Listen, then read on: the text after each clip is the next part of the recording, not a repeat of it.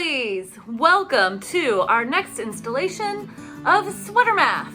Okay, so in this video, I want to talk to you about body shaping. Here we go. Okay, so on my sweater, I've decided that I want my shaping to just be straight down from the armpit to the bottom hem. You may decide to do the same thing on your sweater, or you may want to do some fun girly shaping, or maybe you want something A-line that comes out at the hips, or you want something that's wider at the bust and then narrows at the hips. Whatever it may be, hopefully some of the things we discuss in this episode will help you figure out how to do the shaping for the body you want for your sweater.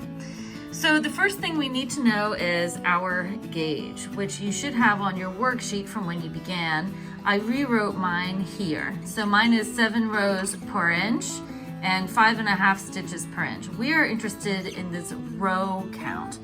So what we need to know is the width of your sweater at the bust from armpit to armpit, the width of your waist that you want, the finished width of your waist, and also the finished width that you want at your hips. So you would need to write this measurement down.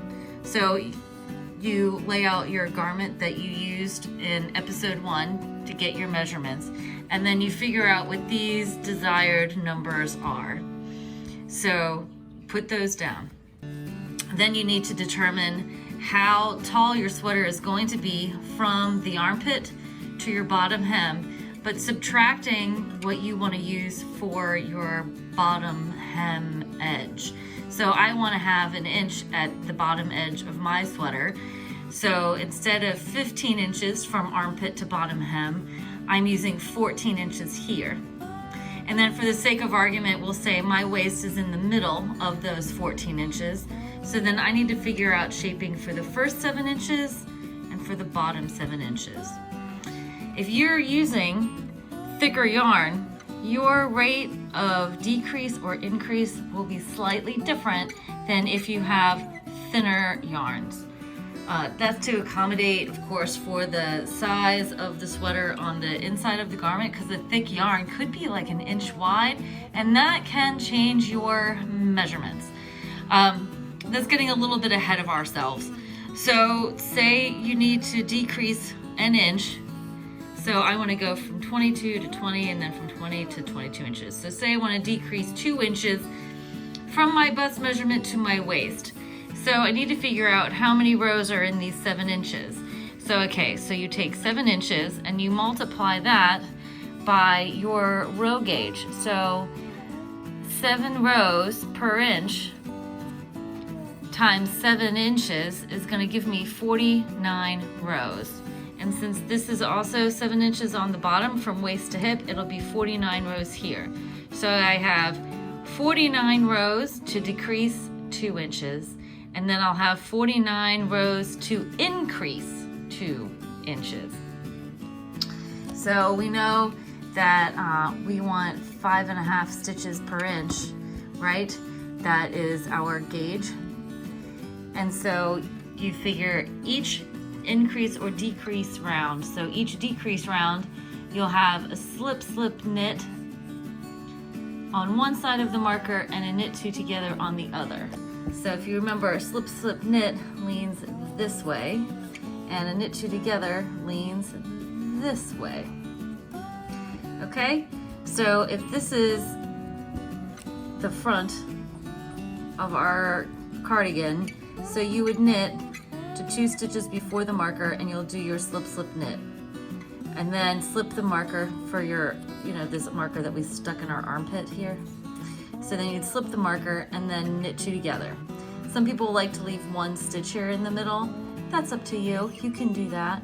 I probably would do that. Maybe you want to do 3 stitches before the halfway point, slip knit, knit 1, then knit 1, and then knit 2 together. That makes it nice and clean. Then you keep knitting across the back, and then you slip knit again, knit 1, slip your marker, knit 1, and then knit 2 together, and continue on to your to the beginning of your round. And then you go and then you purl back. So that would be for your decrease round. So you are subtracting then 1, 2, 3, 4 stitches for your decrease round.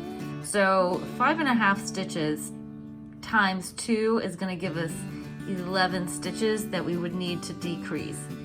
Well, that makes it kind of uneven. So let's estimate 12 stitches for the sake of very pretty math. So that means we would have 3 rounds of decreasing to get to our desired waist measurement. Then that also means we would have 3 rounds of increasing afterwards to get to our desired hip measurement. Your increase round will look much the same as your decrease round, only instead of SSK and knit 2 together, you can have make 1 left and you can have make 1 right. Okay, and that's pretty much how that goes. So if you've got 3 rounds of decreasing on this top section, you would then have 3 rounds of increasing on this bottom section. So if you wanted to make this an A-line and keep increasing to the bottom, you would figure out your bust measurement and your desired hip measurement, and then you can determine how frequently you want your increases.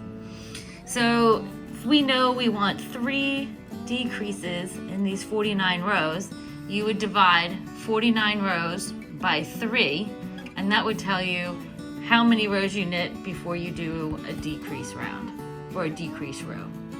And then for the bottom half, you would figure out how many rows you knit before you do your increase round. So 49 divided by 3, that is not tidy, but 49 divided by 8 is tidy. So you would then,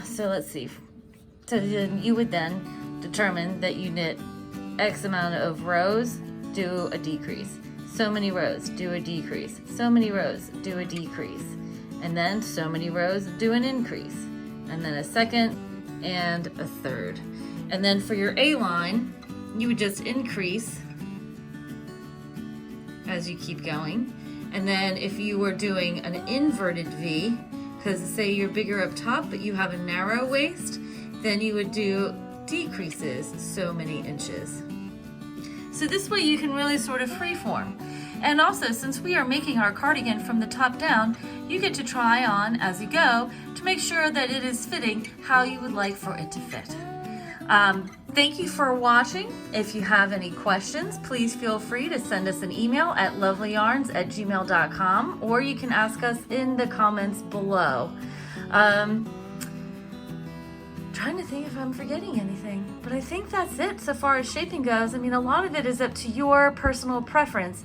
You get to be the creative decision maker here, so you get to decide what's what, and that's the beauty of knitting this way, or knitting anyway. Again, thank you so much for watching, everyone, and happy stitching!